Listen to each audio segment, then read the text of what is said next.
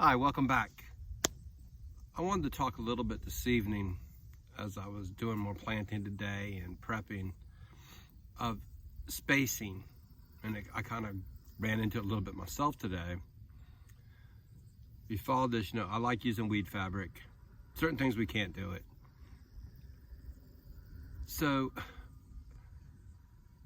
there's a recommendation on seed packages, correct? And so I planted some Swiss chard today and said you can go 6 inches. I'm not gonna poke a hole in weed fabric every 6 inches. So I did a foot, did 3 wide, and I'll get a picture of that here in a second, in a 3 foot wide bed, and kind of was able to space them alternately like you do with some greens in a bed planting. I also planted beets today. Only 2 things I got in the ground because we just don't have the temperature, and you can see my other videos on that. And beets have no ground cover. I mean, because they can go a couple, 3 inches apart. They're one you got kind of thin afterwards, small seeds. So I did that and mulched it with straw. So spacing is not an exact science. The only thing I can say is with salad mixes and things, you're kind of broadcasting them, right? I will do that in 3 foot wide beds and broadcast one, and they grow so thick and you're harvesting all the time. I don't know that it matters. You're not going to be able to get those things thinned out perfectly, and if you thin them early, especially in a greens mix when there's 4 different greens in there, could you disproportionately thin something and not the other, depending on germination rates, how fast, how big they are. So don't get real hung up on being perfect. I know that in my weed fabric sections of my garden, I'm 18 inches and 12 inches. Just about everything I have, I can get by with that way. Would it be more optimum to space some tomatoes out 24? Probably. Would it be more optimum to space out spinach and Swiss chard, arugula to closer to 6 or 9? Yes, get more in a space.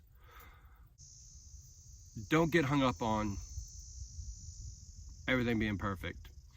I'll show you this bed that I did today with Swiss chard. I'm close to a foot, might be a little off here and there. I measured it out, but it's kind of uneven ground a little bit. It's not perfectly level, so they're going to be off a hair. And when you burn holes, the holes don't burn perfectly even. So I try to get as close as I can to a foot, and it'll work for me. I'm not going to have this perfect garden with everything. It's just exact, because I'm doing it all by hand. There's no mechanical assistance. And that brings me to a thought. I'm going to do a video I was thinking about today on truly how big of a space can you do with just manual hand tools. I'm not even using a seeder. I mean, I'm poking holes in the ground with my finger, putting seeds in, covering them.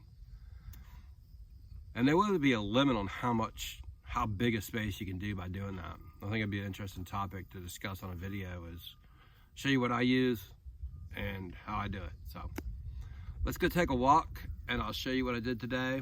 Not a lot. I mean, I did more prep and cleanup work, but did get the Swiss chard on the ground, and I'll show you what that looks like. Hopefully that shows up okay for you guys. So it's roughly a foot, 3 wide, and I have 45 holes. That was half of this 30-foot row.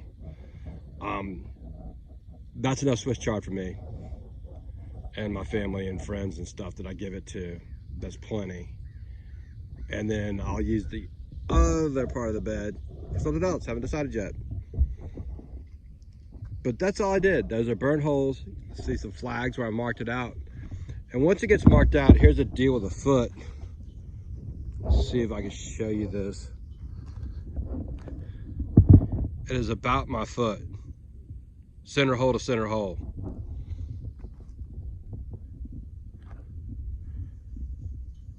So now after I had it laid out, I don't have to use my tape measure anymore. Foot down, flag.